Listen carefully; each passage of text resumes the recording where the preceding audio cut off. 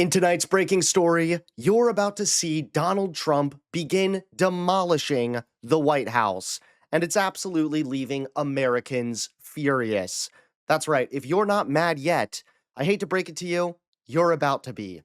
How's it going, everybody? Hunter Avallone here with Occupy Democrats. Welcome back to another video. Now, Donald Trump really has no respect for this country's laws. Recently, Trump went on Fox News and claimed he had the authority to replace elected officials. So, Mr. President, now the 30 days is up. And does everything, is there any...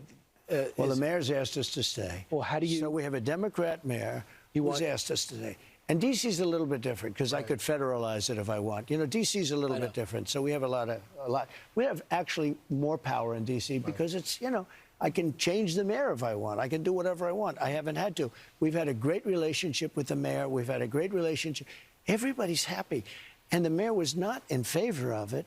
At first we, you know, forced, and then she saw the results. And everyone's going up and thanking her. We have no crime anymore. People that were afraid to leave, they have themselves locked in their house. And by the way, they have guns to protect themselves. If they didn't have guns, you know, the bad guys know that Mrs. Jones, who's 85 years old, is sitting in a chair with a gun in her hand, and they leave her alone, okay? If she didn't have a gun, they wouldn't leave her alone. But D.C. is a great example. The mayor is a very liberal person, was not in favor of this. And now all of a sudden she's being praised by the people in the community. Yeah, the exact thing nobody needs is Donald Trump having even more power. I mean, he's already destroyed the economy. Tariffs are ruining everything, including one of the best things in Texas. I'm here at the Texas State Fair. Thousands of families come here every year for the food, the rides, the livestock show, and of course, big techs. Life shouldn't just be about scraping by with bills and groceries. The State Fair is one of those things that makes life worth living. But this year feels different. Thanks to tariffs, everything costs more, a lot more. These deep-fried Oreos cost $14. They used to cost $6. This funnel cake chicken sandwich used to be $9, now it's $15. These fried alligator bites are $23. The Big Tex turkey leg is $25. Tariffs drive up the price of ingredients, so if small businesses like these vendors want to stay in business, they have to pass that cost along to us.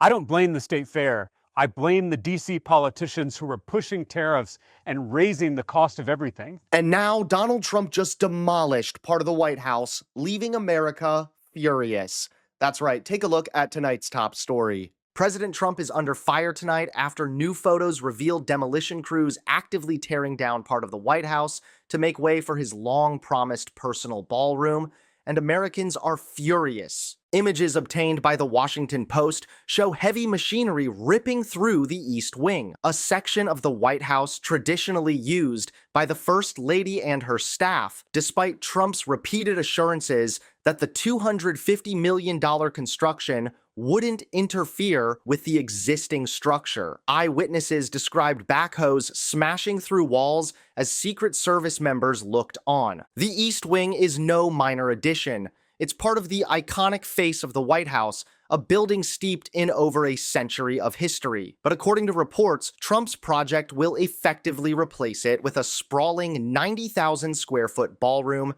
nearly doubling the White House's footprint. That's despite Trump claiming in July that it would be near the original building, not touching it, and would pay total respect to what he called his favorite place. The White House now insists this is simply another renovation, pointing out that the East Wing has been rebuilt multiple times since its original 1902 construction. But critics say this is no renovation, it's destruction. Adding to the outrage, Trump reportedly bragged last week that the ballroom is fully financed, claiming donations of up to $25 million each from companies like Apple, Amazon, Lockheed Martin, and Coinbase. Many Americans are questioning the ethics of major corporations bankrolling a private entertainment venue for the president, especially one built into the nation's most sacred residence.